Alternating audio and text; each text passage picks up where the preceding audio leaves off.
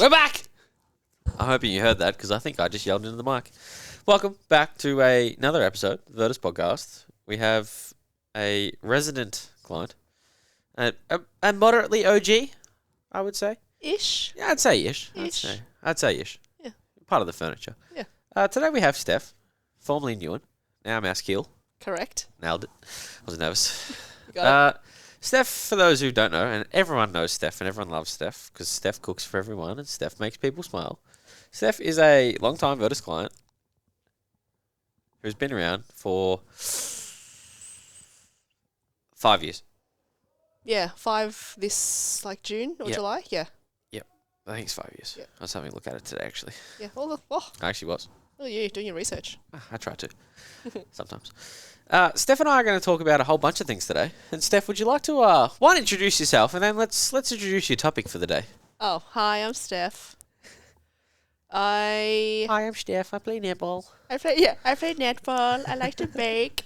Give me a Steph starter pack. I listened to Shane's episode today, which isn't out yet, but I was just I know. I'm going looking back. at the board. It's going back and coding some stuff, and I actually started off that podcast with "Give me a starter pack." So, hey, Steph, give me a starter pack. A Steph starter A pack. Steph starter pack. Oh, That's a mouthful. okay. If I was a starter pack, it's gonna be Tyler sneaking into the room. No, I'm kidding. As per usual. As per usual. Get out of here. Double thumbs up. It'd be... Jeez, I don't know. That's hard. That's why I ask it. Yeah, I know. Books, Books, baking, coffee. coffee, weekend warrior. Yeah, massive weekend warrior. And just all-round nerd, I think. There's nothing wrong with being a nerd. Love being a nerd. I tell my kids all the time. Not my own children. Just, I don't have children, Yep. but I teach Yep. children. Just, mother, if you're listening... Hey, she's a subscriber now.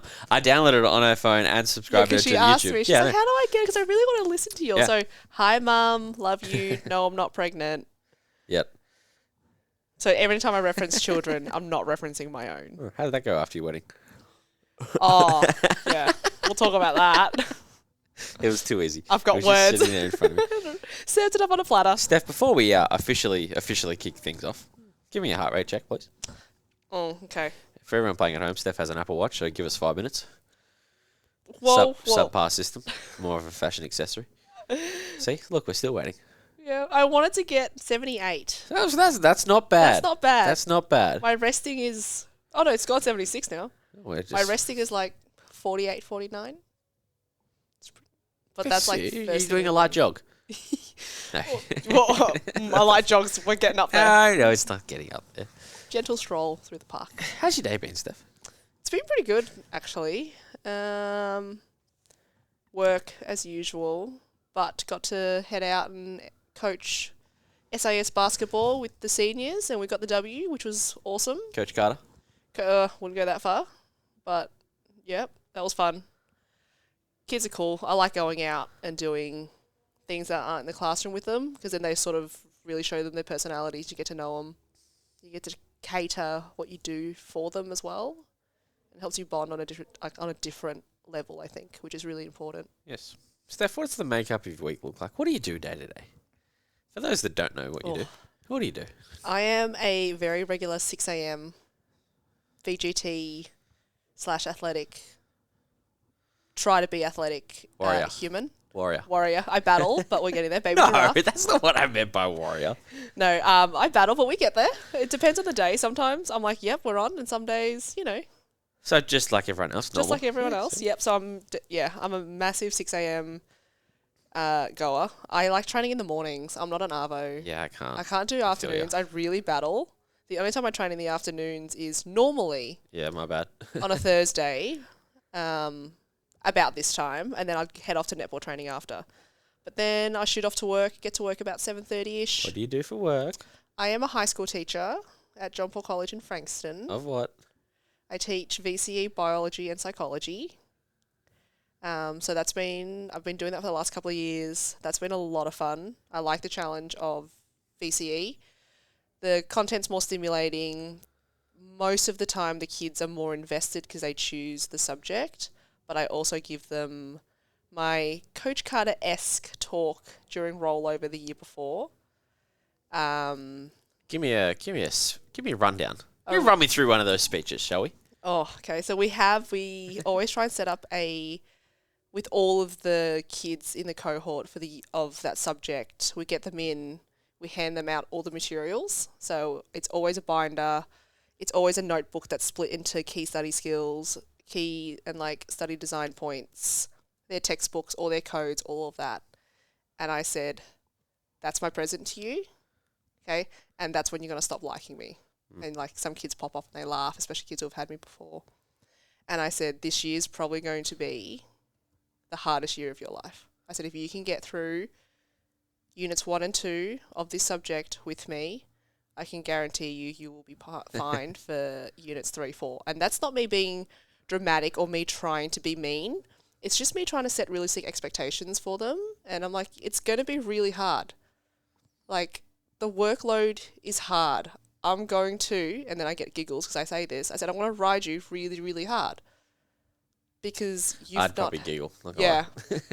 And like, I smirk. I do smirk a little bit. I can imagine. Because you're like... You lead them down the alley. Yeah, but it's like, I couldn't... Like, it sort of breaks the ice a little bit. But I was like, I want to ride you really hard, and there are going to be days where you're going to want to give up, and there are days where you're going to think, I genuinely hate her. But I'm like, I can also guarantee at the end of the year that if you make it through, you're going to thank me after. Mm-hmm. Because I've set you up with all of the skills, with all of the resilience that you're going to need.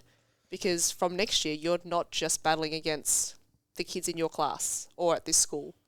You're battling against kids all over Victoria who have private tutoring, who, you know, have in-house tutors, who will get up at 5, do a bit of study, go to school, come home, and study till 9, you'll be battling those kids. So I'm like, I'm just trying to give you a little bit of a leg up if you don't have those things at your disposal. Because I know where I work. I know the socioeconomic status there. Like, some of them are battlers. And if I can give something to them that's completely free, that's a life skill, maybe that's the extra 1 or 2% they need to succeed. I'm feeling very inspired. Thanks. And then some kids cry, go to the VCE coordinator and drop out. You're going to get that. Yeah, but the VCE coordinator, the first year I did it, she's like, I don't like having this kids coming to my door crying situation. And I was like, I set my expectations. If that's not for them, that's not for them. And I literally say to them, there's the door. If this is not for you, that is okay. You can leave now and find another subject. Because if you try to battle through semester 1, like unit 1 or unit 2, and you're failing everything, that's not benefiting anyone. It's only downhill from there. It's only downhill from there. And then the following year, she goes, I haven't had kids cry yet. I'm like, don't worry, I haven't had the talk coming. yet. I was like, they're on their way. I'll buy you a box of tissues. And she's like, great. And now they understand that process. Yes. I don't purposely make them cry. Some of them are like Depends. me. They're sensitive souls. I've met some of your former students. I'd want to make some of them cry too. Thinking of one in particular. Just when you Yeah, said. he's not going to listen to this. Doesn't matter. Smack talk him all we want. Watch him be like, hey, you guys spoke about me. Yeah, but look how he's fit in the last 2 weeks. He's done great. Can't get rid of him now. Yeah, I know. It's weird seeing him at 6 a.m. every morning. I'm like, oh.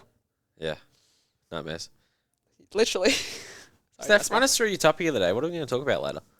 I think we're talking about mindset. Yes. I think we've heard a sprinkling of mindset, which will be cool because Tess brought it up the other day when we were talking about it. She wanted to know how I switch on and off in all of my roles.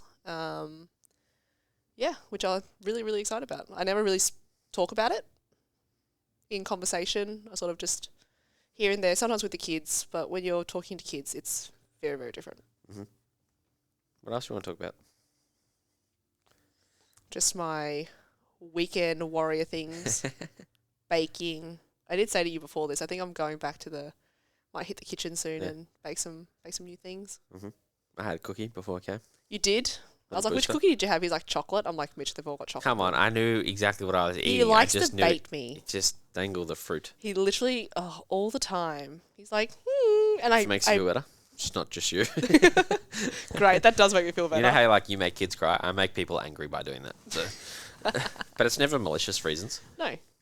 Well, get that. Just hold it out in front and see if they're going to nibble. Sometimes they bite, sometimes they don't. I always bite. Yeah, let's be always bite. Yeah. You got to know where to poke. Yeah, you're very good at that. You're like, Not even poke, just like tap on the shoulder. Yeah, gentle. That's a very satisfying sound. Georgia, cut it up. Yeah, we can just put that on a repeat. I'm going to need that.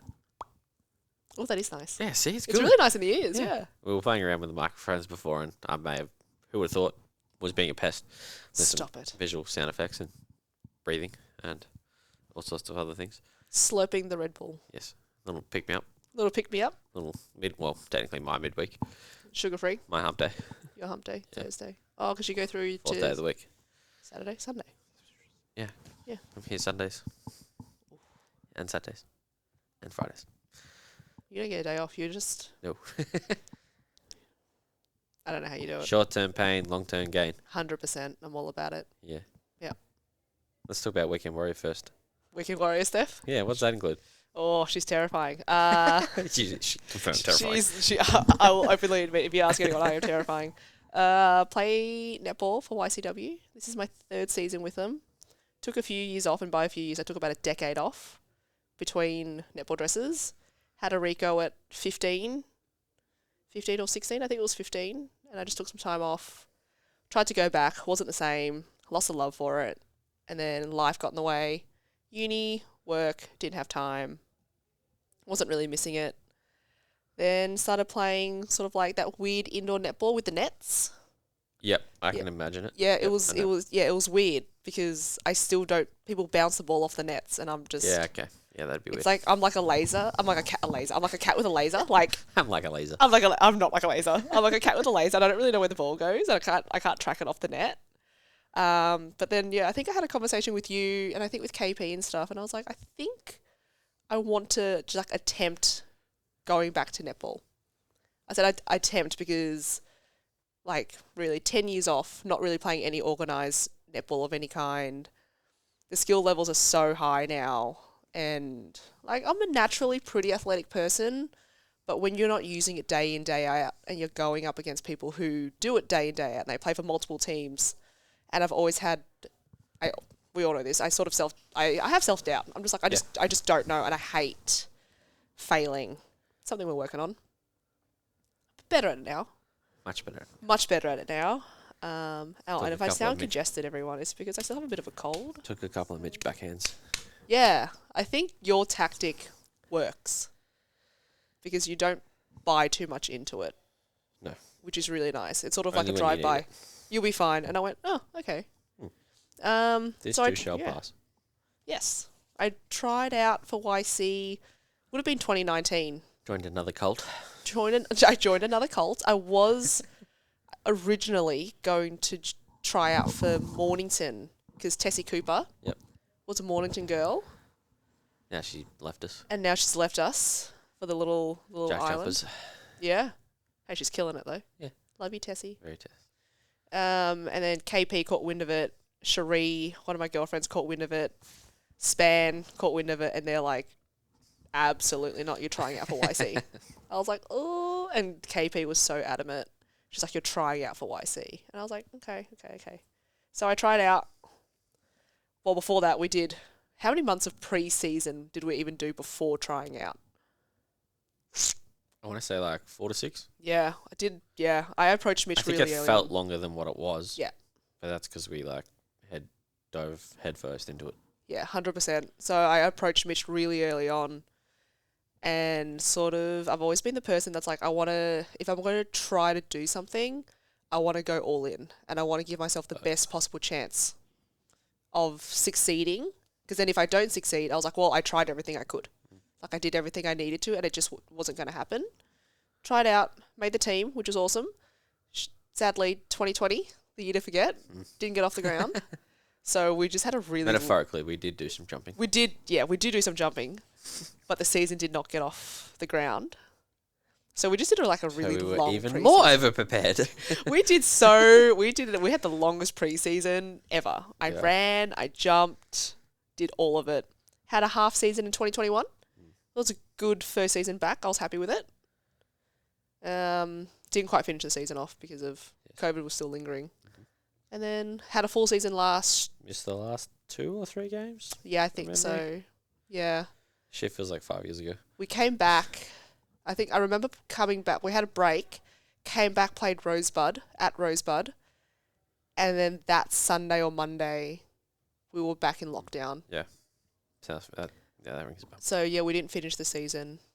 But overall, it was a pretty good season. I was happy. It was a good first season back. No complaints. And then last season, got a full season in. Yeah, go on. Talk about it. I'm going to make you talk about it anyway. Oh, what? The fact that we were the only team that didn't make the grand final? Well, not that. Not that. The success, personally. Success was alright. I did okay. Yes. Yeah. I was happy with the way I went about it. But that was more a personal challenge for me. Yes. I'm like, can I still do it? Did all the work that I put in here on the track, did that all pay off? And it did. Which was really nice. Didn't get obviously the outcome, but I think the process was a win overall. What did you enjoy about the process?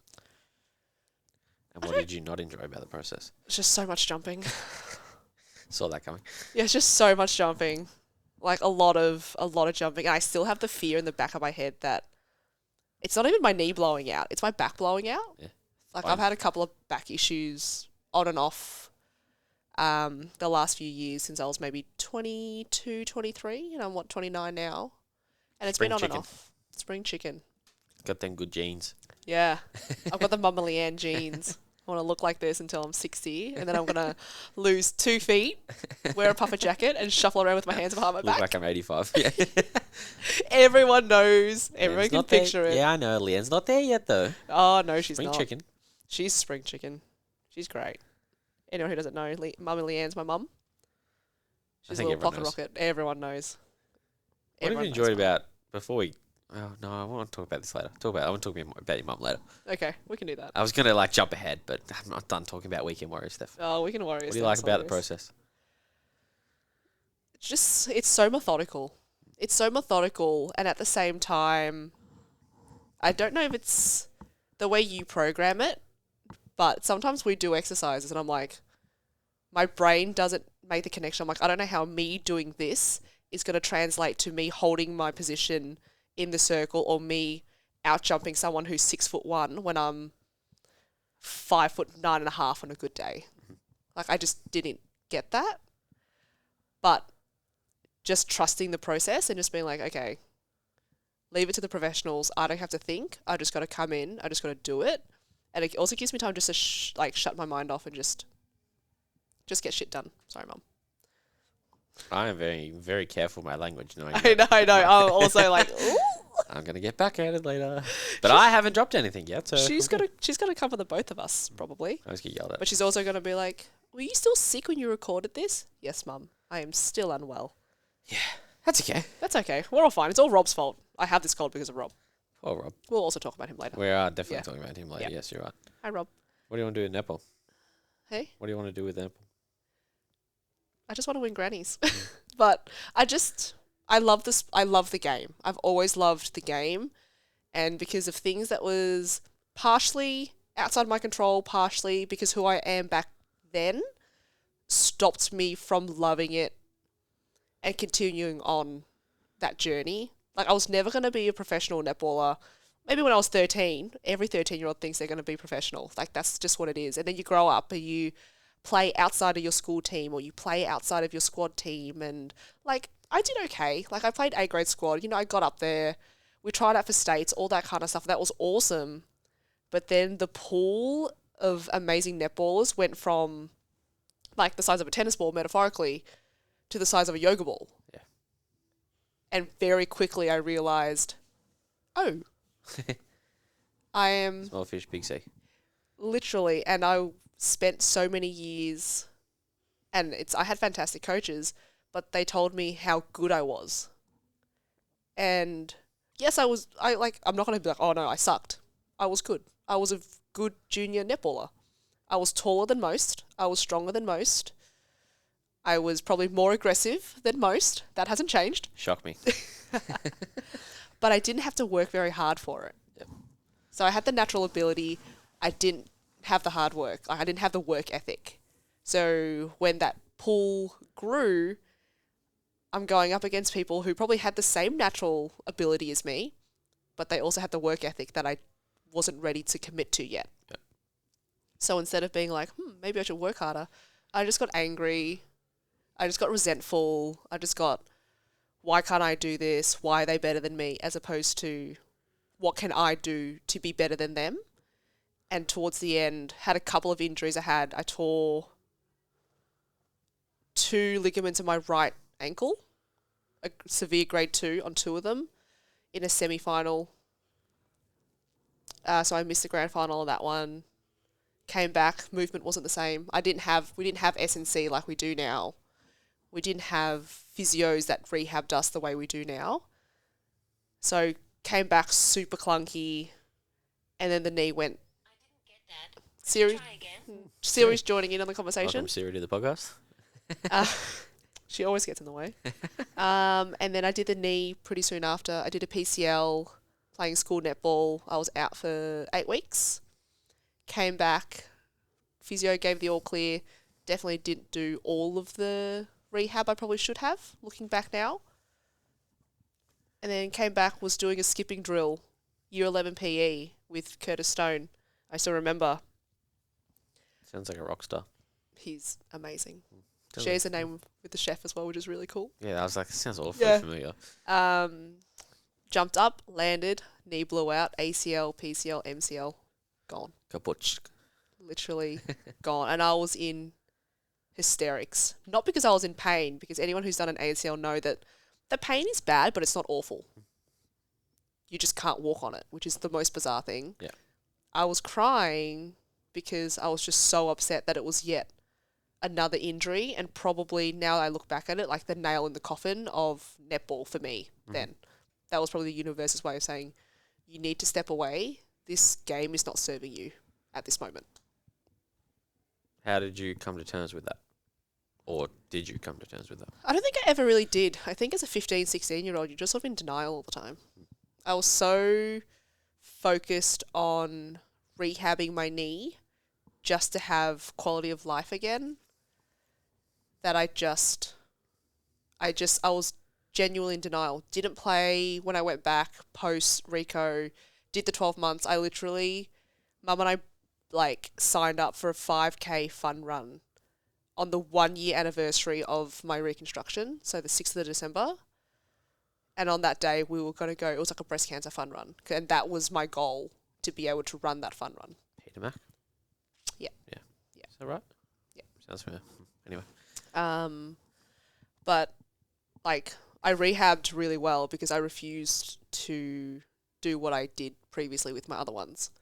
Rehabbed amazingly. I was out of the knee brace in 6 weeks instead of 8.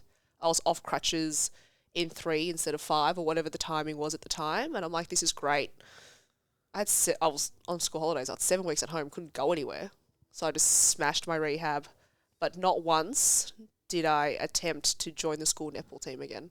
Didn't look at it, didn't look at the sign up, didn't even attempt to go to the tryouts. Had the netball coach at school saying, hey, and I just went, it's VCE. I can't. And I sort of just closed that door pretty tightly for a while. So it wasn't until I started watching netball on TV, like when Suncorp and ANZ netball got big again, sort of in my 20s, and I'm like, I do miss it. I miss the competitive nature of it. I miss the athleticism of it. And that was a long couple of years of getting the ball rolling for me to be mentally ready to potentially step back on court again. When did you realise, I want to come back? Like, do you have a moment? I probably did. I can't actually recall what the moment was, but I reckon it was in one of the weird indoor netball games that I played, and it was like, Steph, we need you to go into goal attack. I was like, okay. And then they popped me in defence, and then they're like, we really need you to run centre. And anyone who knows me, not a massive runner, but uber competitive. So I'm not going to let anyone outrun me purely because I want to beat them. But I think just the feeling of they're like, we're going to put you here because we need you to plug holes was like, because I stepped on court and it didn't feel unnatural. I still know how to catch a ball. I still know how to change direction better now. It was a bit sloppy. It's okay. It's Yeah, pretty good. I'm like, it wasn't pretty good. It wasn't too bad. That's pretty good. Yeah, so, and that was the moment where I was like, and week after week, I think it was more like a series of moments as opposed to a singular moment. Yep. Like week after week after week, I just saw really, really quick improvements and my game got better each week. And I was like, 15-year-old Steph, who played netball and lived and breathed it for like 6 or 7 days a week, is still in there. She's a little traumatized, but she's still in there. And I'm like, maybe we can look at it. And there was a really long conversation with Rob, really long conversations with Mum about it. Rob's dad is always apprehensive because I've blown a knee, Rob's blown 2 knees, one playing netball, one playing footy, even though I told him not to play footy, but we'll get there. And Mum goes, if you don't try it, you might regret it. And then you'll not be too old, but you'll have other responsibilities. Like you'll have kids or, life gets really busy. You don't have the chance. So she'll go, while you have the chance, you should do it. And Rob said the same thing. He said more of, I'm not going to tell you what to do because I can't, but I will support you regardless of your decision. So having both of them in my ear was really nice. And that's when I started having the conversation with you. And I think you kind of went, yeah, you can do it. Like, you're kind of like, why can't you do it? So having people who are like, just do it, and gets me out of my little hamster wheel that I go through really helped. Georgia, cue the meme. That's an easy one. There you go, Georgia. I served it on a platter for you. Yeah, there's something in that one, Georgia. You're welcome. What made you go down like a teaching pathway? Is that something to do with it? Trying to help other people? Yeah, I think so. I think... If I'm like joining the dots or not joining the dots, tell yeah. me. But No, it is. I think when I was sort of 14, 15, spent a lot of time in physio rooms. I had the growing knee pain, Osgood-Schlatter's disease. In both my knees, I grew... Spell that for me. No, Don't thank try. you. I grew really quickly, especially between the grades of 3 and 6. I grew 32 centimetres. I went from being Can I have some of that? 130. You can if Still you like. waiting for my second one. I grew from like 130 to like 160 something in a span of 3 years. So I battled a lot of growing pains, a lot of knee pain, joint pain when I was younger. So I spent a lot of time in physio rooms, and I was like, this is cool. I was like, what they do is really, really cool. So that was the original goal. But if we go back to grade 2 Steph, always wanted to be a teacher. Didn't know what kind of teacher, but I always wanted to be a teacher. I think it was because I had an amazing, amazing grade 1 and 2 teacher. Like, phenomenal. And Miss O'Rourke was her name, and Mrs. Henry. No, not Mrs. Henry, she terrified me. Mrs. Murphy. Mrs. Murphy was grade 2, Miss O'Rourke was grade 1. Like, Miss O'Rourke she was young, she was awesome, she was just amazing. And Mrs. Murphy had this very nurturing way about her that I was like, I felt very comfortable in her presence. So that derailed for a bit, looked at physio, did my exercise science degree, started looking into pathways of physio, applied for a Masters of Physio, didn't get in, cue the anxiety attack. That changed the whole course of my thinking. And I think it must have been a week after, like post-anxiety attack, which rocked me for a good 3-4 days. Didn't know it back then it was an anxiety attack. Looking at it now from the outside, I was like, shit, like I went through some stuff then. And it was really hard because Rob didn't know how to support me because he's like, we've never experienced this before. Mum didn't know how to support me because she's, they're sort of in that age where they're like anxiety, mental health, a bit confusing, not too sure. And she'll openly admit that she doesn't quite understand it. Got a letter in the mail from Monash with early acceptance to a Masters of Secondary Teaching, majoring in biology and psychology. And I was like, is this a sign?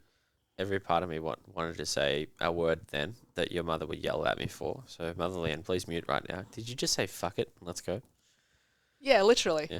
Yeah, I did. Sorry, Leanne. Sorry, Mum. And I literally went, you know, I was like, let's do this shit. And it was the best and probably most grueling 18 months of my life. So I accelerated. So did it in 18 months instead of 2 years. Because I wanted to get going. I wanted to get into the system because we all know how many teaching degrees get rolled out at the end of every single year. I was like, if I can just give up one summer, spend 6 weeks doing the semester 2, come back, do semester 1, finish mid-June, graduate, somehow fast track my registration and get into schools, I am in the top 10%. And I've left the other 90% in my dust. And I'm just fighting a 10% cohort, which worked out really, really well. Met some great friends there. And like, it took me a little bit longer to get there, but I think I needed to go through all the other shit and all the other pathways to consolidate that this is what I'm meant to do. And now that when I rock up to school every single day, I see my kids, I was like, this is exactly what I'm meant to do. So no, I don't have any regrets. All the roundabout way I went about it, I have no regrets at all. Yeah. Nothing wrong with that. Nothing. Until you find something wrong and you're like, let's change that. Yeah, look, if something goes wrong, we just troubleshoot it the way we do. That's just life though, isn't it? Adapt, overcome. Exactly. I'll quote you on that next time. Yeah. You're going to pay for that one. Oh, no. And I'm just going to cut this out. We are about 30 minutes in, give or take. Just mental note. Mitch is just going to put it in a sound bite, and every time I complain, he'll be like, adapt and overcome. Play. Yeah, that sounds great. Steph, remember when you said this? Yes, yes. How'd you meet Rob? In high school. What school?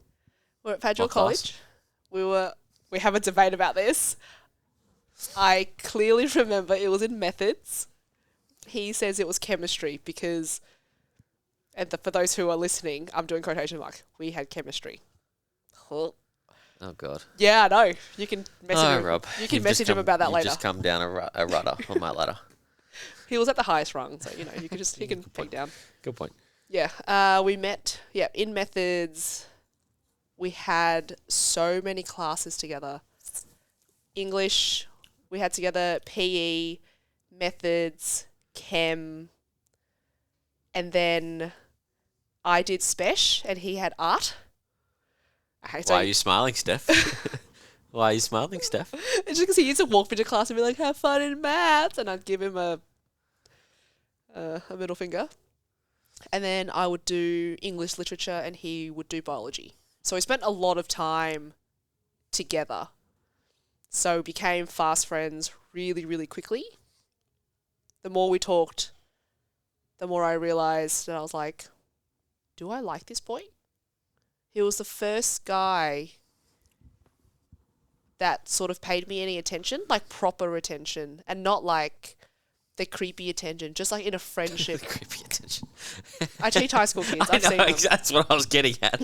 I know what you mean. Yeah. Yeah. Like just in a friendship way, and didn't go from, this is the first guy that's giving me attention. The next step would be having a crush on him, and then the next step would probably be get your heart broken or whatever, because you're 17 years old or 16 years old at the time.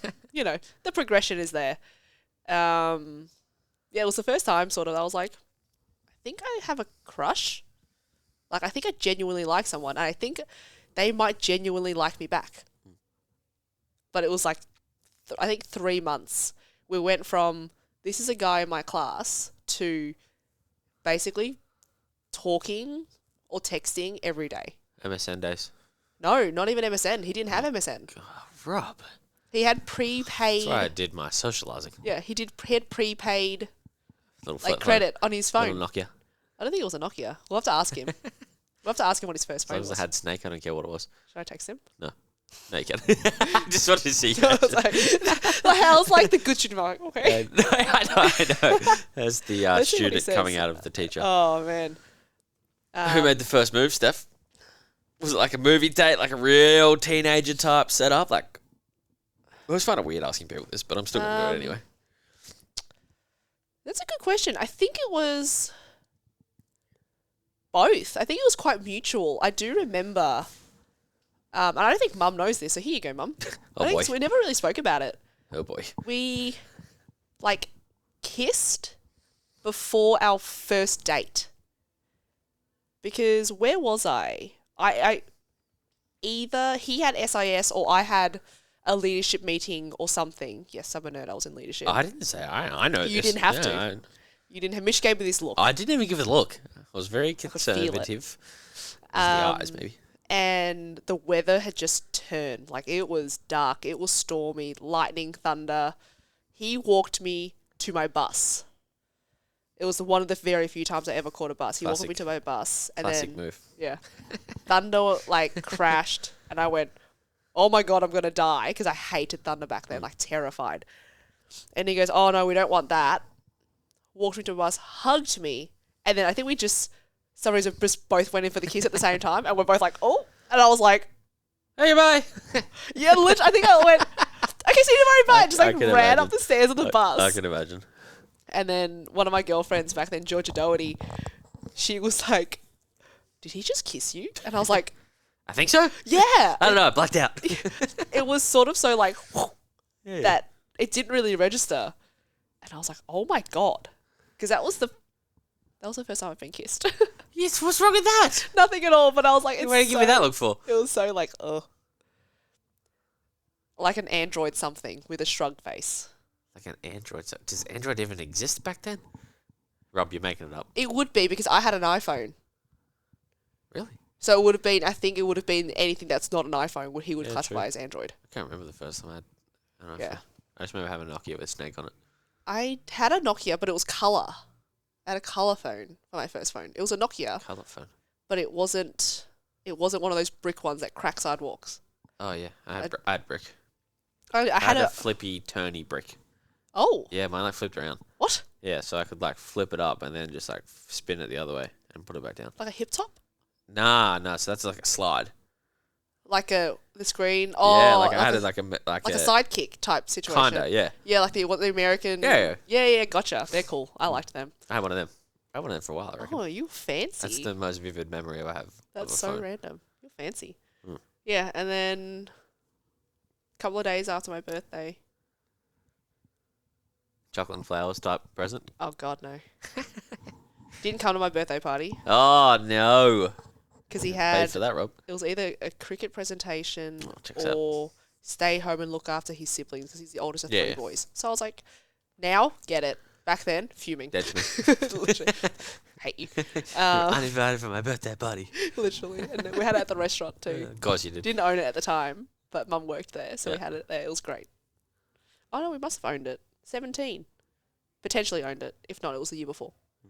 And then 2 days later, walked me to my bus, goes, I have a question to ask you. And I was like, yeah. He goes, will you be my girlfriend? Lame. And then the rest is history. Oh, here we go. Well, it ended up Yeah, all I right, didn't it? know, I know. Worked out. It worked out pretty Yeah, good. it's pretty good. Worked out It's pretty good. That's the very short story of Rob and Steph. Oh, it's a pretty good story. It's pretty nice. Yeah, it's pretty- Yeah, it was pretty nice. Looking back now, what did you enjoy about Rob's company? He was just so mellow. He's so calm, and he's so go with the flow, which Don't give me that look. Don't give me that look. is very opposite of me. We have nicknames. I didn't say it. Yeah. I didn't say it. We have nicknames in our house, and Oh, mine careful. is PG ordinance. Stressy Bessie, Checks out. and Rob's is Loosey Goosey, Hmm. which is his parents worked that into their speech at the wedding. I did hear that. Yeah, Yes. I was watching the wedding videos back the other day, Mm-hmm. Saturday night, just on the couch, crying. Tears of happiness, everyone. just to Just to preface that, Just yeah, to I still preface like that. my husband. I swear. promise. I think, yeah, it was just his calming presence because I'm such a heightened person. I think even from a young age, didn't notice it back then. It's all come through sort of now and understanding mental health more and mindset more and all that. He was just so peaceful to be around. And I never felt that, oh my God, I'm so in love with him and he makes my heart race and he X, Y, and Z. I'm sure during the early days, it was just exciting to have like a boyfriend. Yeah. But it very quickly settled into he's my calm space, he's my safe space, and he's my peace. And I think for someone with my personality, I really needed that. I didn't need someone who heightened me more and stressed me out more with their mood swings or their up and downs or their lack of communication. I didn't need that. He was always there. He was always very consistent. And he was peaceful. And I really needed that peace.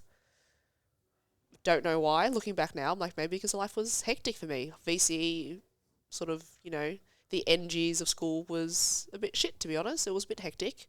And to know that he was always there was really nice. And he got along with my parents, which was a bonus. Yeah, Leanne, she's pretty tough. I know.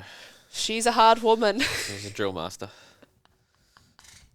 Love you, Mum. I'm scared of her. I am still scared of her. Yeah. She did a pretty nice jab at you a few weeks ago. Yeah. What was it? Oh, yeah, you said something about training, and Mum turns around to me and she goes, "You train?" Yeah. Straight up. Yeah, it was hostile behaviour. Every now and then she just throws these barbs my way, and I just don't know how to act. Yeah, and then she Because normally I'd just yell and swear at someone, but I can't do that. Yeah, she backhands you on the arm. Seriously, when I'm not looking either, she just works for the perfect moment for me to turn my head, and then I just get a clip across the ears. Yeah, she's probably the only person that I'm scared of. Yeah, yeah, absolutely. that you're scared of. See, I'm not scared of her at all. I think maybe when I was younger, you're just sort of scared of your parents when you're little. But now, she'll say something, try to be stern about it, and I just stare at her, I do that to my parents. I stare at her? And then she just starts smirking. I'm like, gotcha. Yeah, I do that to my parents. Yeah, it doesn't really work. Yeah. Nah. Been that way a long time. Yeah, she's not that scary to me. How'd Rob pop the question? We were up at the farm in Thornton, so his family owns a cattle. Is it a cattle farm? It's a farm of some kind. I think it's a cattle farm. I'm pretty sure it's a cattle farm in Thornton, so out Eildon way, and that was the first place we went to on holiday together as a couple. We must have been 19 or something. Just went up to the farm. It's so peaceful. There's no reception. There's only Wi-Fi. So if you didn't have iMessage, you're not hearing from us for a few days. So we were up there. The weather was terrible. Seeing a general trend here. Yeah. The weather, yeah. Life moments happen in That's shit good. weather. Yeah. The weather was horrific. It was raining on and off all day. And we went in the morning, we went to Alexandra, and then we went into Yay, and we sort of, basically ate all the pies in all the country towns, because that's what you do in the country towns. Because they are delicious. They know how to make a good pie. And he was stressed about this weather all day. And I was like, "Are you okay?" He's like, yeah, What's it's fine. wrong? He's like, yeah, it's fine. It's all good. I was like, okay, I was like, sure. And we were just chilling, and he goes, "Let's jump in the ute. Let's go bush bashing." Which is basically, I think, his way of saying, let's just drive through the paddocks. Yeah. He goes, well, it's while the weather's great and we're not going to bog the ute, let's go for a drive. I was like, okay. Literally, I just had jeans on. Hope you weren't wearing this power suit. I was not wearing this power suit. I had jeans on. I had basically work boots and a flanny on. And my hair was greasy. It was up in a top knot. I was like, I'm on the farm. Who cares? Whatever. No one's going to see me. Normal activities. Judgmental sheep and judgmental cows literally glared at me, but I was like, whatever. Pulled up this open paddock. Rain stopped. Sun came out for a quick second. And he's like, let's take a photo. I was like, okay. I'm like, I'll set the phone up for a timer. He's like, no, just chuck it on video and then we can just pause the video and then screenshot it. I was like, okay. Didn't think anything of it. Then he bought the UE boom with him because we were listening to music because the ute doesn't have... It's like an old ute. Then he starts putting on our song. I saw that coming. Puts on our song, which is, in case you didn't know, by Brett Young. Yes. For those who want to give it a listen.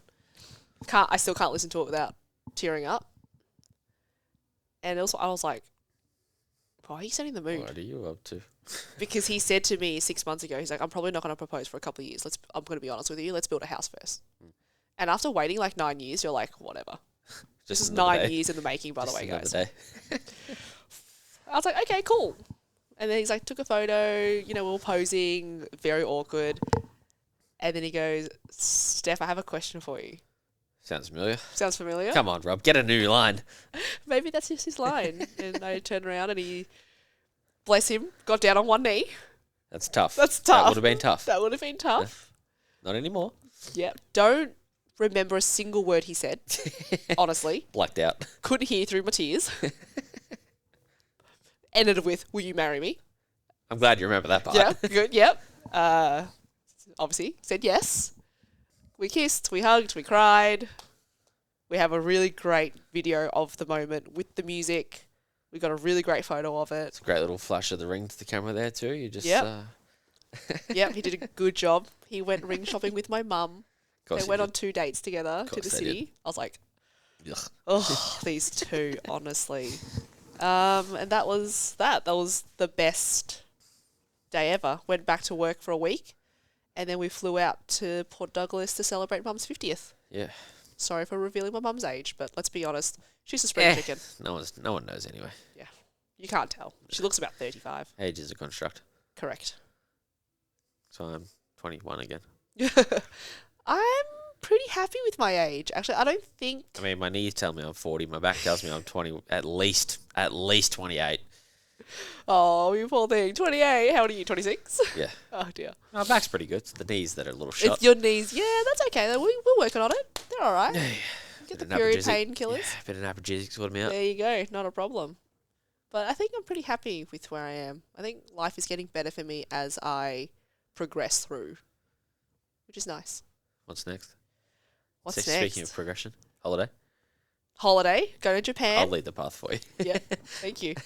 I was like, I don't know what is next. Yeah. So what does he want me to say? Me, literally, I'm like, I have netball training I know. soon.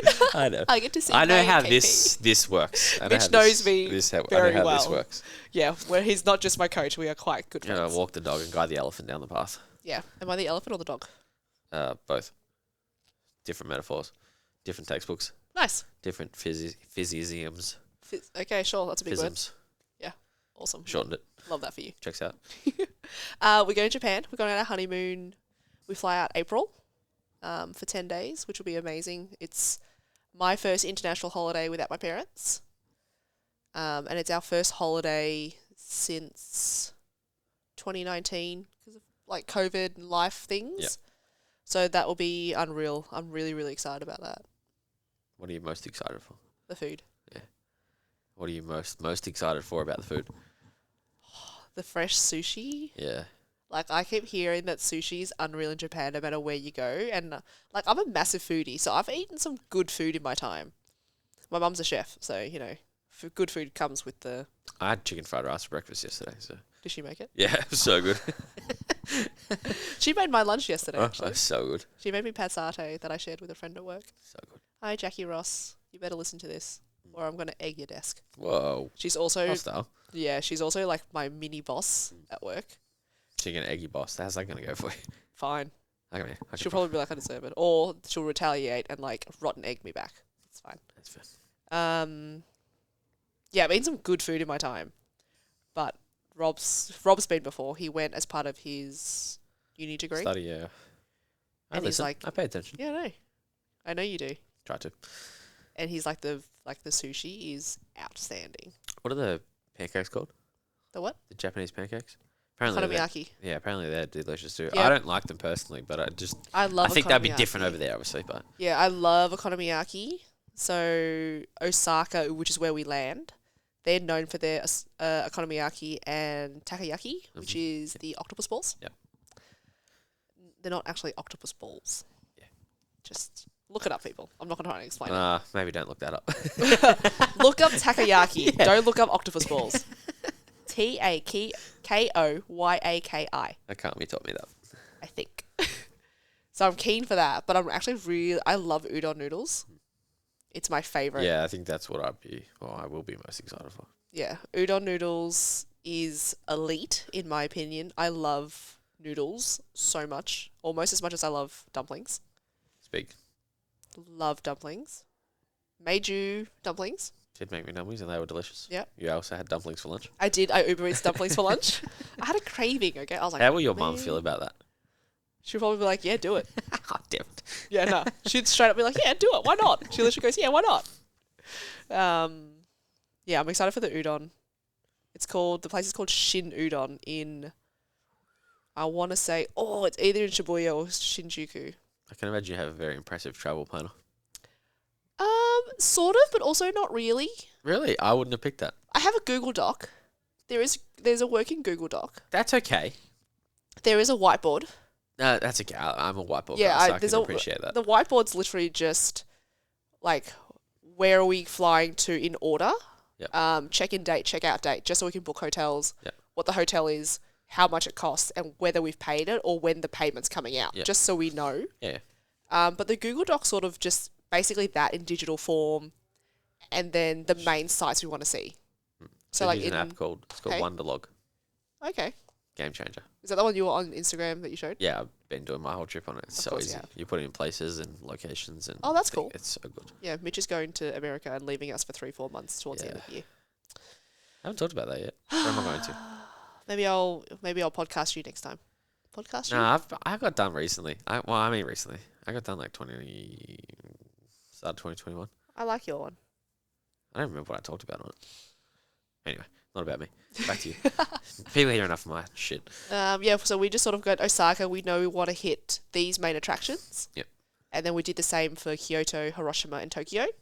And then, like, what food that town is known for. And sort of left the rest quite open. Yep.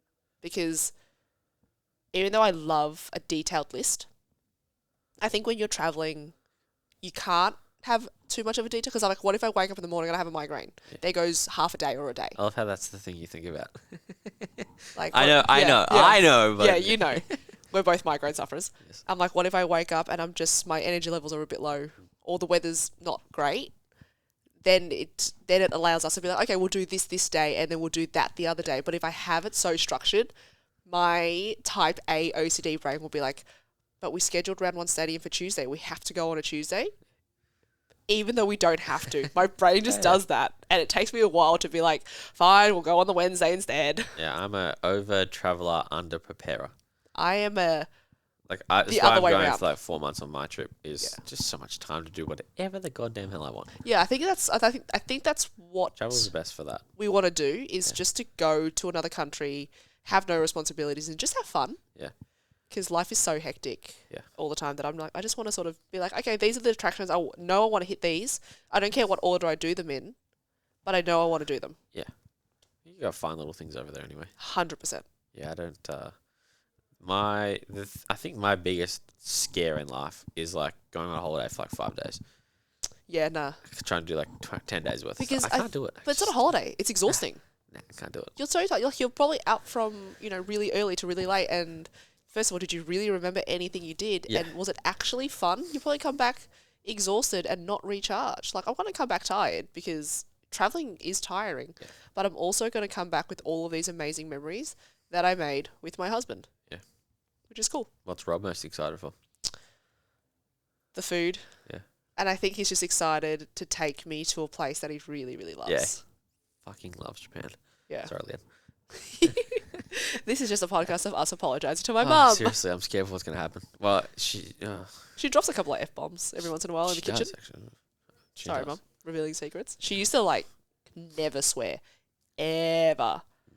But I sometimes say stuff and I don't realise I say it, which is a bad thing anyway, but then I get clipped across the ears. I'm like, oh, what did I say?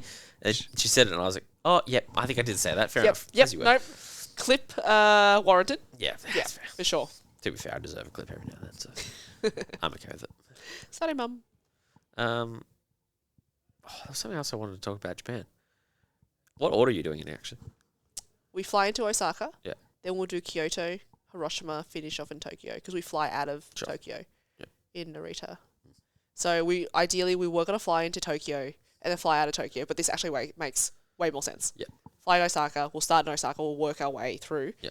And then we'll spend 4 days in Tokyo. That's what I'm really excited about because Tokyo just looks unreal. Yeah, I like the idea of big cities because there's so many little things in the big cities. Yeah.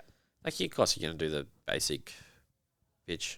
Sorry, Lan. I had to pause then. Yeah, you did. I didn't want to say it, like all the basic bitch city stuff. Yeah. But then you get the little extra stuff. You get the little laneways and you get the little, teeny tiny food carts and... Yeah, and I hope you don't get sick. I think Tokyo's pretty good for that. Good for that. Oh, now you've said it. I know. Watch me come. Touch wood. Oh, boy. We're touching wood. Nothing you can hear at all. Yeah, there was heads, there was tables. If you're watching, it makes more sense. Yes, 100%. Cool. Yeah. When do you get back? How long are you off for? 10 days. 10 days, so We it's right, fly. We fly out the 22nd. Yeah. We land That's the 23rd. I go back to work the 24th. Yeah, because you're a psycho. No, but I have PD day on the Monday, and then it's Anzac Day the Tuesday. So I don't go back to teach until the Wednesday. Ah, that's okay. And it's only a 2-hour time difference. That's so okay then. I'm like, whatever. I'll allow it. I'm like, Alright. whatever. I am going to diverge to some of the questions from the family, Okay. as we're about, give or take, like 50-something minutes in. Yeah. We talk a lot, you and I. No, I let you simmer, so I'm not really sure how accurate that timer is. I think we It simmered says for 58, but yeah. I'm pretty sure it's like 54. Yeah, I think we simmered for about 5 minutes. Yeah, mainly because I forgot about 3 things with the camera and This the is true. recorder. And You sat down about 4 times. Oh, and I was like, did. "Ah." I did. Question number 1. I want your opinions, options, first thing that comes to mind, and then you can go into it. Okay. This is from Lachlan. Okay. On the 3 C's. Cooking, community, and I'll throw the third one after. Cooking, I find, is such an amazingly simple way to bring people together. Whether you love food or not, you have to eat. You have to eat for survival. And for some people, they might not be fazed by what they eat, but I think they'll get a lot of just being around a dinner table or a banquet table surrounded by people talking about their life stories and talk about their day or where they've come from and, you know, what they're hoping to achieve, all that kind of stuff, which then links into community. I think a life without a close-knit community or a community to fall back on is an extremely lonely life, I think, which is what I was missing for a really long time, and I didn't realize it. Like, I had friends. Don't get me wrong. I had friends. I didn't have many friends. Not that I cared. I wasn't like, I have 1,500 friends. No one cares. I probably have, before here, my best friend Nicola, Rob, and my 4 bridesmaids. So, like, 6. I can count them on 2 hands with change. Good maths. Thank you. I was worried there for a little bit. Maths and I was going to special. say on one hand, I was like, oh. I was like, that's clearly 2. But I felt lonely because we were all so busy that I didn't really see them. We might catch up twice a year. One, to celebrate everyone's birthdays in one hit, and then we always make an effort at Christmas because Christmas meant a lot to all of us. But in between that, I spent a lot of time on my own. I was studying, Rob was studying, Mum was working, Dad was working and playing golf. My man. Yeah, he's a pretty good golfer. So I felt this sense of emptiness and loneliness that I only recognise now because I'm part of a community. So when I joined here in mid-2018 and I started coming here every day and seeing the same people every day, like for the last few years, I see Reese nearly every single morning. Yeah, horrifying. Woo! If that doesn't wake you up. On multiple reasons. Love you. Yeah, just some of the stuff that comes out of his mouth. You're like, oh, I'm awake now. Yeah. Like seeing Reese every morning or seeing Lockie every morning when he was coaching, seeing you every morning, and then slowly see other people trickle in. And I'm starting my day surrounded by people makes life so much easier. Grant Rogers. Just texted me today, actually. Yeah, I actually saw him. He trained this morning. Oh, did he? Yeah, he actually trained this morning. He sent me a GIF and it was like, hey, girl. He won't come back for like another 4 days though, because he will be sore. Yeah. Yeah. Yeah. Anyway, that's fine. as you were. That's fine. Yeah, just in the importance of community for yourself, and your community doesn't have to be your best friends. Yeah. It's people, a group of people who are like-minded, have similar goals, or just there just to hang out and watch each other achieve cool things is awesome. Because then you can step away and when you go hang out with your friends, like, okay, this is my friend time. So I don't think friendship and community have to be the same thing. Yep. But if you can find some friendships in that community, you're kicking goals. Yep. Who's your favourite Virtus member? My mum. Damn it. Who's your top 3? Who's not related to? Oh. Gee whiz. This is a Mitch question. Including coaches or not including coaches? Nah. Not including coaches? Nah. Okay. Top 3. Reese, for sure. Just because even from the very beginning, he was so welcoming. And he didn't, because I was like, I looked at him and I'm like, And I sort of automatically went, I don't think this gym is for me. You know how many people are scared of Reese? It's so terrifying. funny. It's I so was funny. terrified Yeah. because he's this like jacked, tan dude with heaps Oh, of tats. don't start this. Go Like, straight 'cause- to his head. More than it already has. Oh, no, he loves it. He needs it too, actually. Yeah. So Reese, because he just made me feel so comfortable from the very first moment. The complete opposite of what my perception of him was. Yeah. To walk, I was like, I can lift things, but I don't think I can lift things. Like, you know. So Reese, and probably the Rolly sisters, both of them. Fansetter, who's your favourite Rolly? I don't have one. No, come on. No, I'm not answering. Oh, you thought about it, though. You thought about it. I want to go though. May Test just because May, M comes before T alphabetically. Yeah, okay, I'll allow it.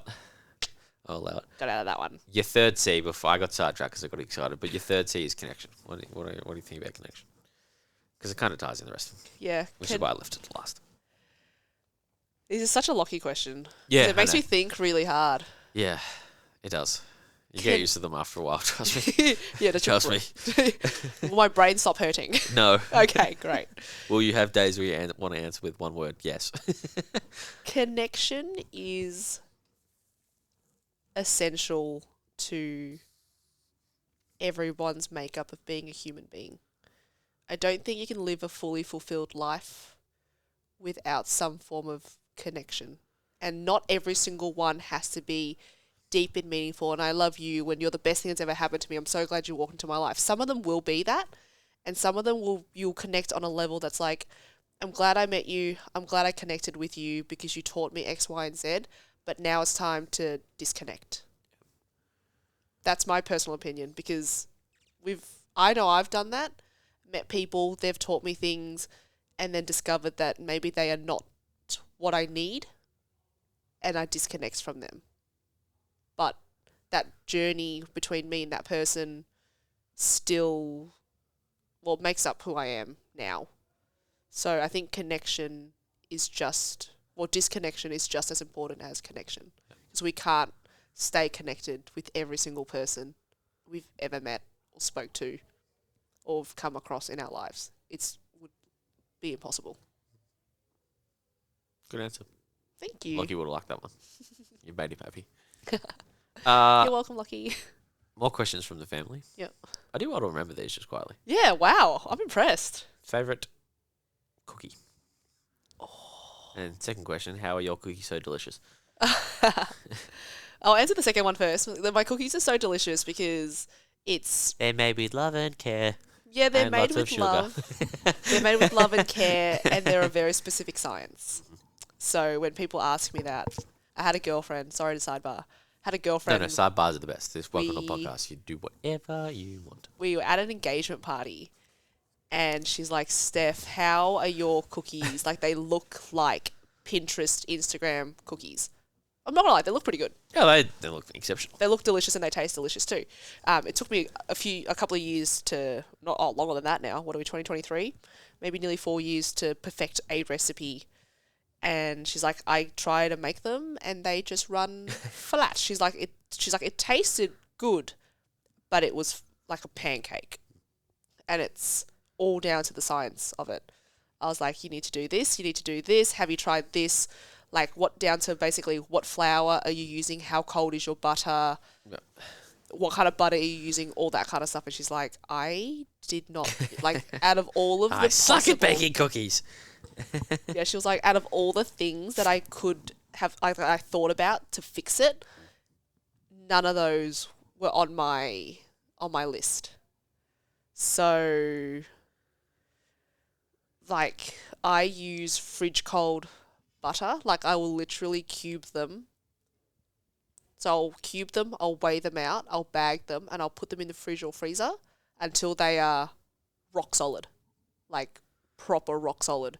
And that's what gives them that sort of like chunky sort of just falling apart texture. Because if your butter's already soft and then it goes into a hot oven, it doesn't have the structural integrity to hold up the shape, and it will just do that spread. Flucky. It's a flat cookie. It's a flat cookie. Made that up. Very well done. Business name of that somehow. Yeah. What? Yeah, Flickies. we're changing, guys. We're going from baked with Steph Yeah. or baking with Steph to Flookies.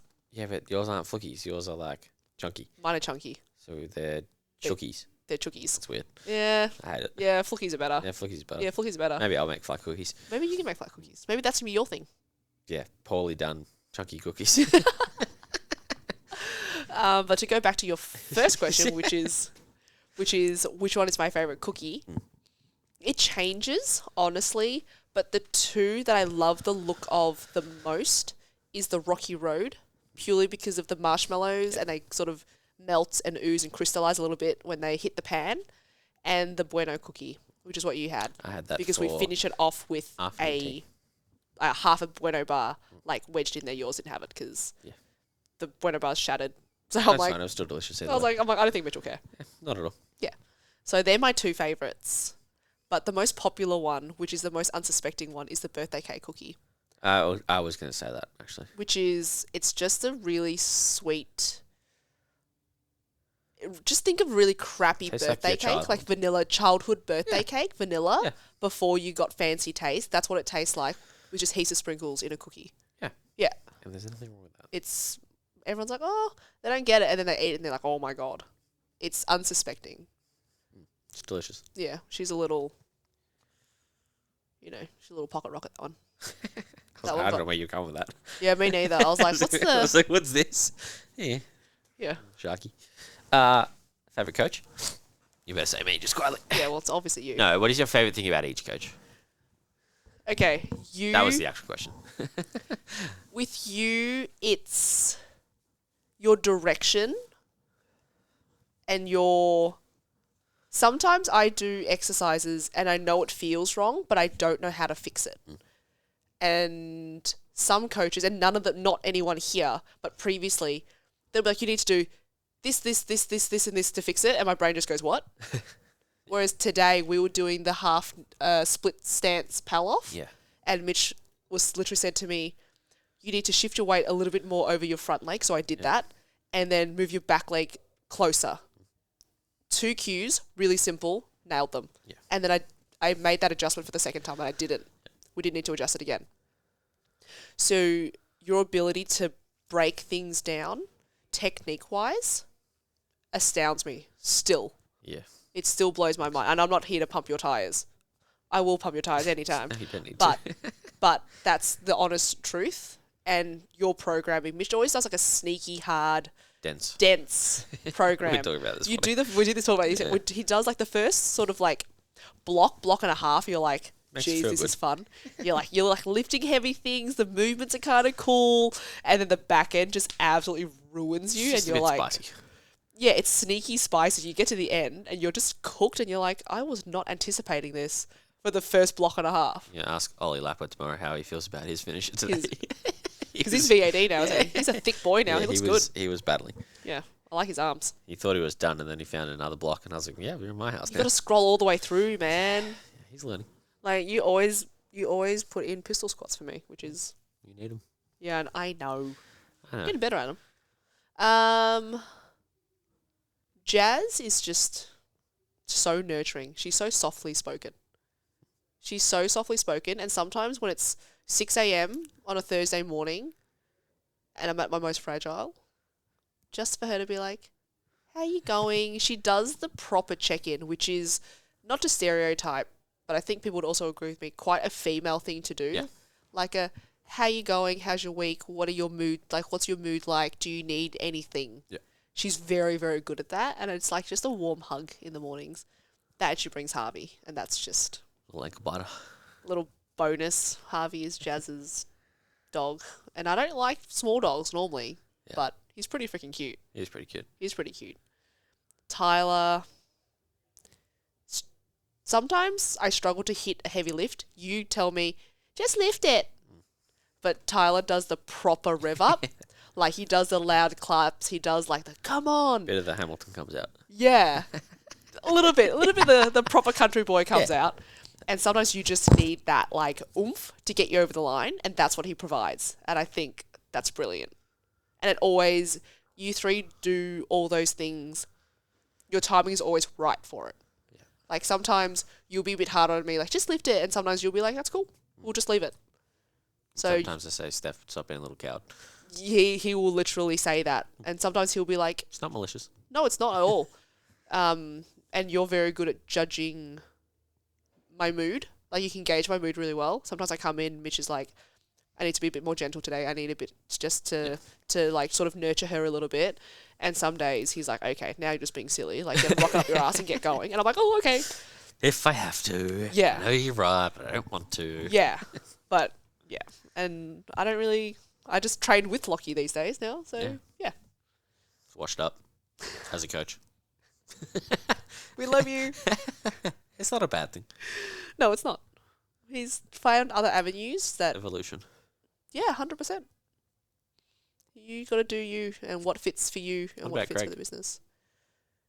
Greg had the best neural warm-up games ever. Oh, my God. Never knew what to expect. Yeah. Never knew what to expect. But when we did all those, like, neural games, like, the competitive athlete in me goes, yes. I was like, yes. And I'm like, I'm here, it's 6 a.m. and I want to win. Yes. I am extremely competitive. Excellent. Yeah. Who else? Who else we had? Cam? Over the years. I'm just trying to think who's been here while you've been here. Cam was awesome. I actually really missed him when he left. He's a bit like you and a bit like Tyler.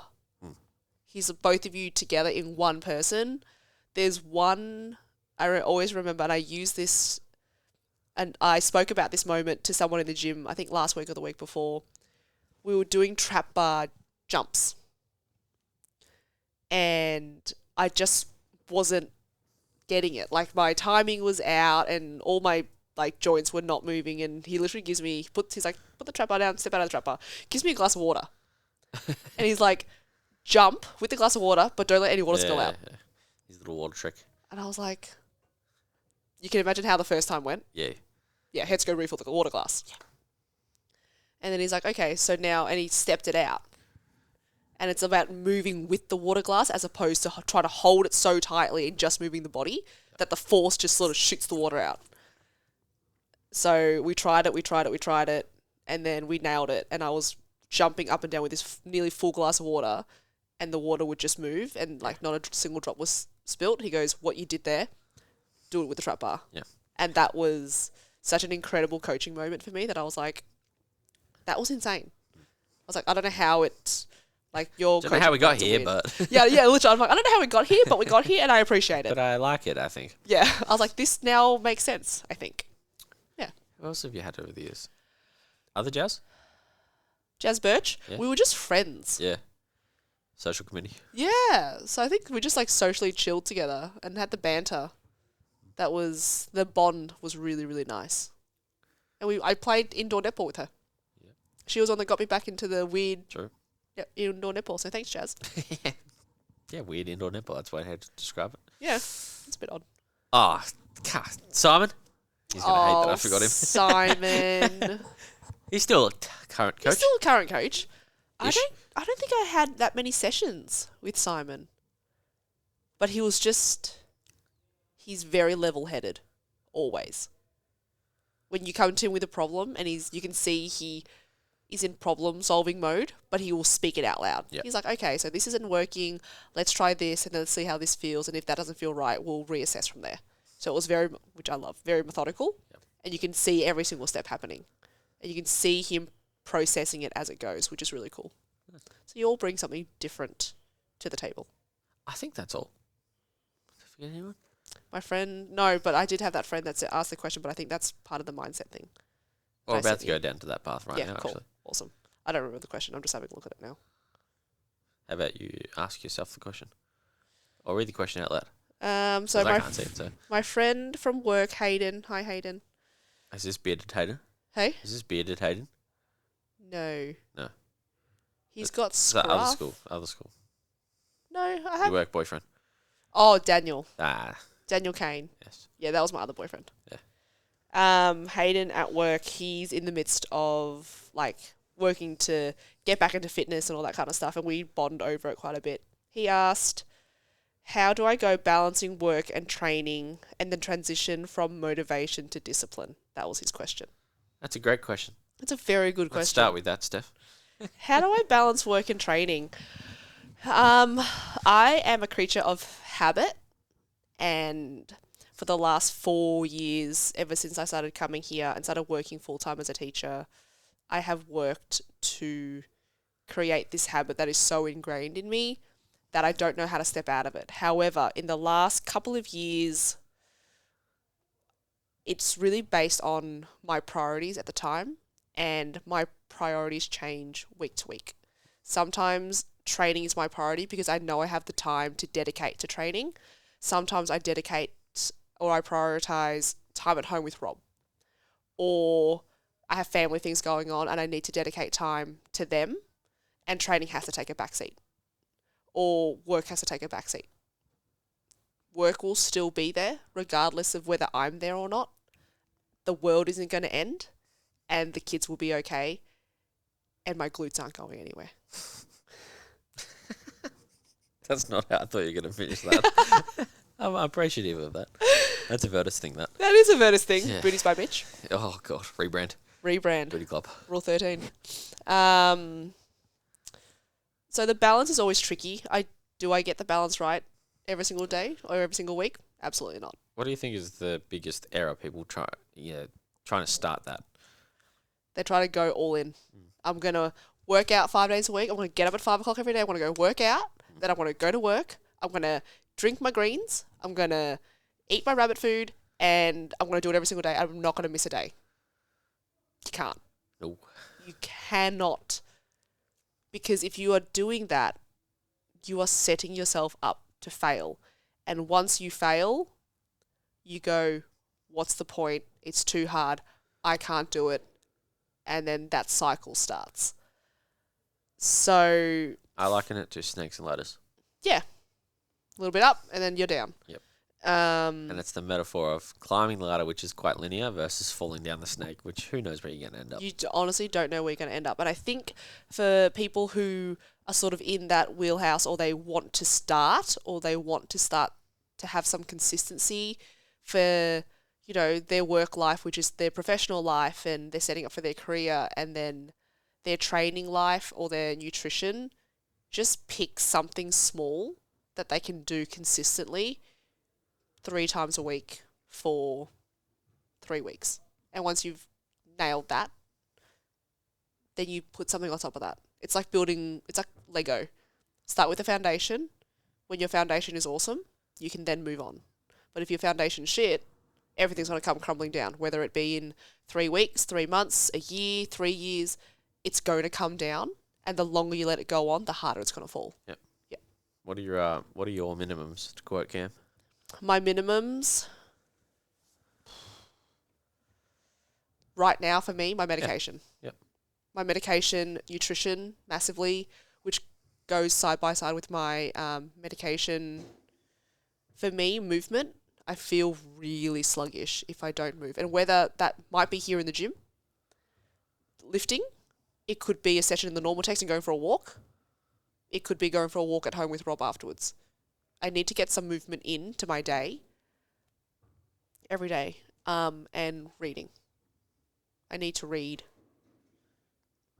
every day. And that's a directive from my naturopath, Carla, who, best woman ever. I came to her with a problem and I was like, I can't stop my mind from racing. I can't stop looking at the time. I could be at home on a Sunday. It could be 1 p.m. I've meal prepped. The house is clean. I've packed my bags. Things are good. You're probably thinking, this is great. You've got like the whole afternoon and evening. Me? It's 1 o'clock now, which means I have 9 hours before I have to be asleep.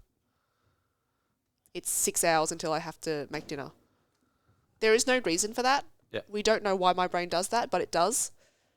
But ever since I started reading a lot more, like I've always read, but ever since I made it a priority and a minimum, I no longer do that. I don't go, oh, it's 7:30, God, I probably should get ready for bed. Now I go, oh, cool, 7 o'clock. And then I just go back to my book. And that minimum has removed a massive stressor in my life, which is time watching. Yep. How do you curate? Obviously, you're someone who ebbs and flows out of different states. How do you curate yourself back on the path of what you need in that moment?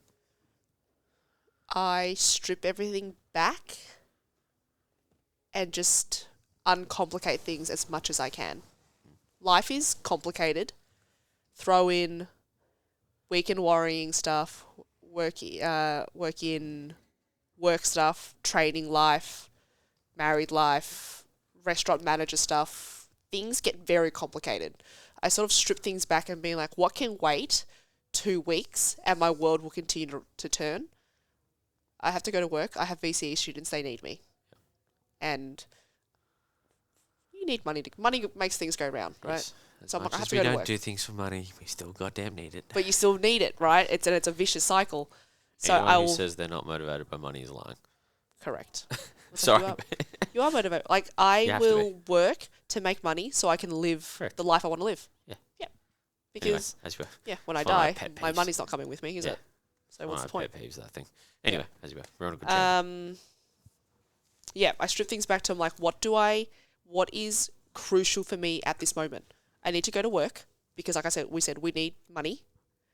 I have responsibilities still. And me neglecting them will only make me feel worse. I know that.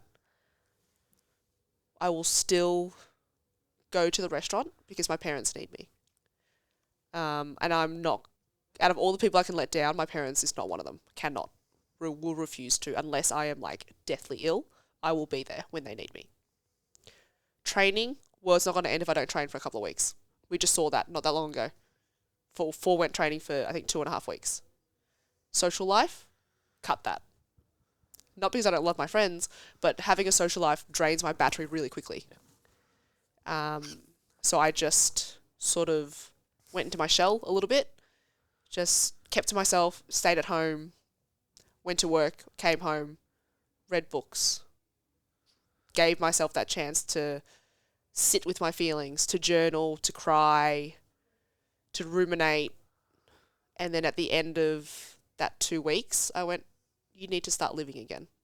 You need to do the things that make your life feel fulfilled. Yep. So your recalibration is different for everyone. Sometimes it takes 2 weeks. Sometimes it takes 4. And sometimes it takes longer than that. And I think that's okay. What do you find yourself needing the most? Sleep. Just downtime. Currently, with the way my life is, the only day I get home before 5 o'clock or 5:30 is Wednesday. Yeah. Monday, I'm here, then I'm at work, and then I've got preseason netball games. Tuesday, I'm at the restaurant until 8. Thursday, I'm at netball till 8. Friday, I'm at the restaurant. Saturday night, I'm at the restaurant. So I only have Sunday.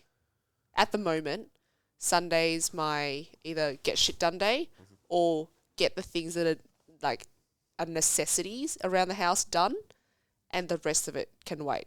The world's not going to end if my laundry basket isn't folded and put away. She'll be fine. But it's not okay if I don't have food in the fridge. Yeah. That's going to be a problem. All need to eat. All need to eat. And as a foodie, gal's got to eat. Gal's got to eat. Yes. What are some things you find in your friend group, social group, that you see people struggle with, that you wish you could help them with better by doing something? The need to fit in. I'd like to say that it gets better as you get older, but I don't know if it does. Yeah. I think you either will continue on the path of, I need to be a chameleon and change myself to fit into the situation, or you get to the point in your life where you're like, this is who I am, and if you're not vibing with that, we're not going to vibe. Yep. The latter is harder short term, better long term. Yep. Because you're going to run into people who are like, oh, but you used to do this. Yeah, but that's not who I was. That's not who I am. This is who I really am. And if you're not okay with that, maybe we need to disconnect. Yep. So now I'm very much, this is who I am. Some days I will be very, very social and really, really chatty and would love to go out for a drink or a coffee with you. And some days I'm going to, at the end of a session, give you a hug, tell you I love you, and I want to get in my car and I want to leave. Yep. And I think I found a group of friends and a community that's like, cool. Some days you're this person because of your mood, and then some days you're slightly this person. My moods change, so my energy levels change, but who I am, like deep down in the core, and my personality, and what makes up who I am, doesn't change. I'm not going to suddenly become this extreme extrovert that goes out on weekends and drinks and parties and, and if that's what I you can like. definitely see you doing that. What are you talking about? With all of my clubbing clothes. And like, if that's truly who you are at your core, that's amazing. That is beautiful. You found your niche, you found who you are, and I think that's glorious.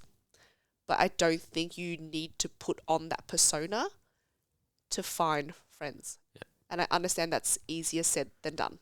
Sure. I got really lucky. Like, I got really, really lucky with Rob. Yes and no. You curate that.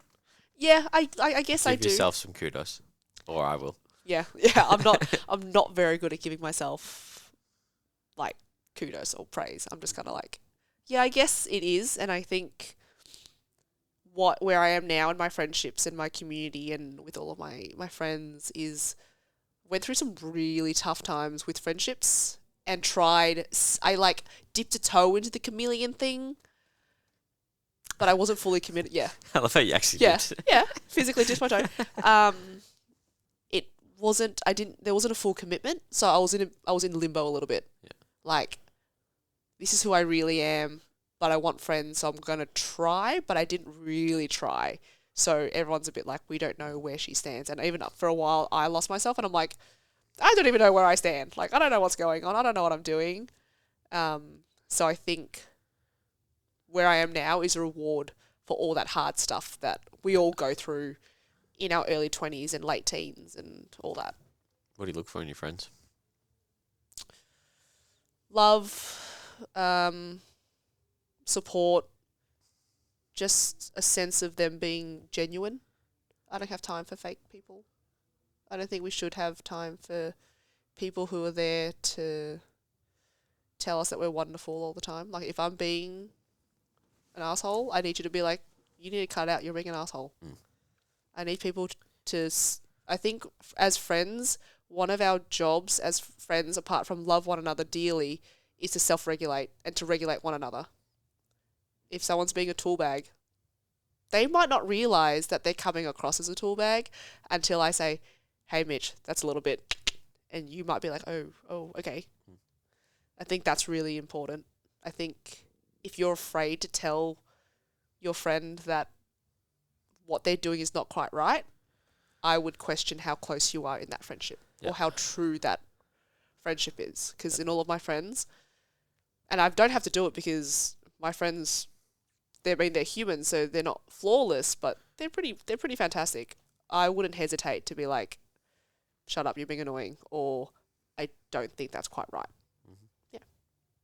Happy to tell someone they're being a piece of shit. Yeah, 100%. I think that should be okay. And I think that should be received with like oh, okay. Yeah. Because they know it's not coming. It's not like we're not being malicious about it. Yeah. We're just calling you out on your bullshit. Sorry, Mum. Yeah, I think we're going to have to get a tally here. I think I'm more than you. I reckon you might be, but I'm being think- very yeah. conserved here. Yeah, but I'm doing most of the talking Conservative. as well, so. Conservative. Conservative. Oh, I've paused a few times when I went to say something, just for the sake of me not getting hit across the head with anything.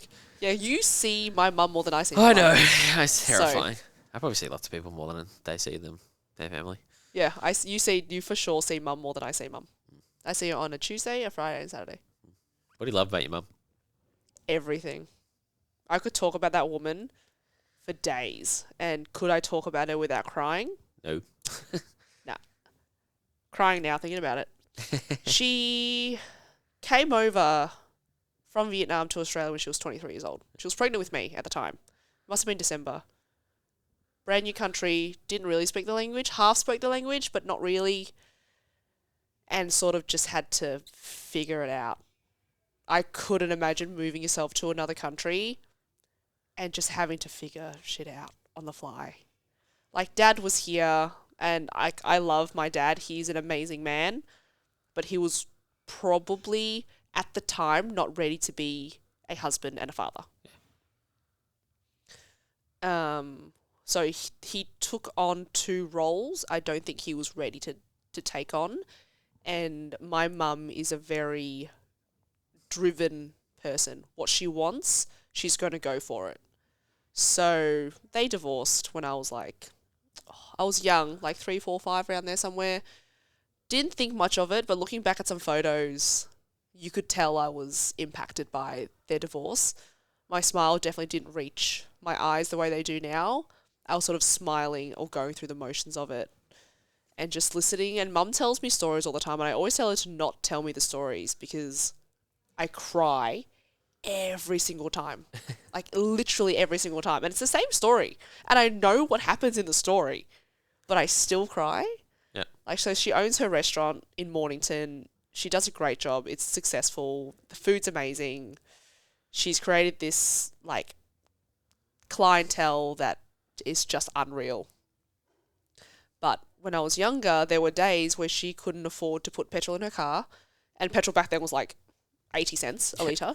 Yeah, And those are the days. Yeah, off right. There was one time in COVID where it was down to 90 something cents. I'm like, this is great, but we're not going anywhere. Yeah, stockpile. Yeah, if only you could. I know. She couldn't put like petrol in the car, or she couldn't afford to buy me milk. But I was always loved, clothed, fed.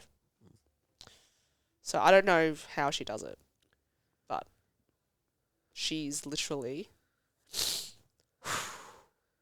You know it's gonna happen. I know. She's honestly a Can't superwoman. offer you tissues either. Oh, that's You okay. can use the comfort pillow. See? Comfort pillow. Emotional support pillow. Yeah, I just don't know how she does it. And she does it with a smile on her face. And what she did then is why I have the life I have. I would not be living the life I have if it wasn't for her taking all these risks and making all these moves. We would probably... I have a scar at my eye. We'd probably still be living in Richmond. I'd probably still live a beautiful life because I wouldn't know any different. Yeah. But she... I'm going to go pirate on you. That's Arr. okay. Pillow can come in handy. She wanted more for me. And I think that was really admirable because she could have very easily just gone, it's comfortable here. Let's just stay here. But she was like, no, my daughter deserves more than this. And she worked her ass off for 29 years to give me the life I have now. So I will always be like indebted to her for the rest of my life. Yeah. Yeah. So if you ever see my mum, go give her a cuddle. She loves a cuddle. Now she's a Virtus gym goer. She's a vertigo. It took us 4 years So to get long. her here. Guys, Now I can't get rid of her. so long. So she did a month's trial. They were here yesterday until 11:40. The session gym closed at 11. Oh, not yesterday. It didn't. Trust me. You need to give her like a 9:30 to slot because that'll give her an hour and a half to get out of here. Yeah. Yeah. Wouldn't keep her if I didn't want to. Yeah. It took her 4 years to get here. She did a once trial and then she's like, no, I think I'm just going to go back because she's trained in a global gym her entire life. Yeah. So, which is fair enough. It's a massive change when you've been training at a global gym for, 30 plus years. Yeah. And then she just never went back. Like she never went back into the gym. She didn't cancel the other gym membership. It was still going. She just never stepped foot back into it. And she goes, I can't. She goes, I just can't. She goes, it doesn't feel right. And now she's here. Join the cult. She's joined the cult. It is a cult. And See? your auntie. And my auntie, who's currently stuck in Vietnam. She'll be back. She's stuck, yeah. Yeah. She's coming back. Guys, if you're flying out, just make sure you have at least 6 months left on your passport Yeah. Don't on do the that. return date. Yeah, don't do that. Yeah, don't do it on the date because that's where we're stuck. Yeah, that happened. That happened. It's still It's actually happening. still happening, yeah, you're It's still happening, which is hilarious to think about. Can't believe it, but anyway, right. Yes. we'll work it out. These things happen. Yeah. You made it. I made it. I'm here. I only cried once too. Why do you think I didn't talk about your mother until the end? Yeah, well done. We all know I'm an emotional mess. I am the queen of a power cry. I love a good power cry. I think there is something quite cathartic and strengthening about a power cry. I think the world's hardened us to a point where crying is like, what are you crying for? Bastardized. Which is so dumb. So, and for a long time I was like, I'm not going to cry. I'll cry when I'm hurt and I'll cry when I'm in pain. And sometimes now I cry. I'll literally say to Rob, I don't know why I'm crying. And he will say, probably because you needed to. Typically how that goes. Yeah. And I'll have literally like a 2-minute cry and then I'm good. I'll literally go from a sobbing mess to like, anyway, what's for dinner? Like, so quickly. Can't explain maybe why. crying because you just needed food. It could, Everyone look, I just could have needs been. food. I could have just been hangry. To be fair, I do get quite emotional when I'm hungry. So that could also be it. But yeah, there's something really nice about a power cry. I tell my kids all the time, if you need to cry, you cry. I'm like, there's nothing wrong with that. No one's judging you, and if they're judging you, I give you permission to swear at them. Cool teacher. Cool but mean. Yeah. I'm strict. I'm I hard can on them. relate to that. Hey. I can relate to that. Yeah. I think there's a fine line. You got to show them you care, but you also got to Show him who's boss. show them who's boss. Hence the power suit. Yeah. We're all into the power suit. We these didn't get into days. the power suit, so your mum's killer heels at your wedding. Oh yeah, Mum wore Or this. the combination of both, actually. I know she wore this like bespoke pink power suit to walk me down the aisle, Yeah, with heels bigger and brighter than my future, but anyway. and like these sparkly AF Jimmy Choo pumps. Yeah. They were impressive. They were impressive, but also, I also had the same pair, so we wore the same shoes, which was the best thing ever. Yeah. My feet hurt like heckers after that. I'm not gonna lie. Worth it. Walking up and down that driveway for photos. Yeah. Oh, mama. Worth it. It was worth it. My back was sore for 3 days. but Glorious photos. yeah, great photos.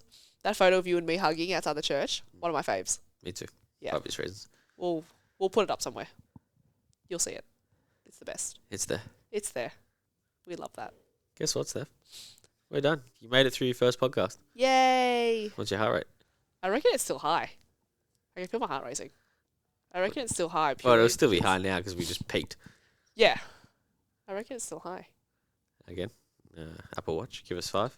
Tessie texted. Is 70. 70. That's not bad. That's not bad. That's not bad. How did you go? I'm sure you were amazing.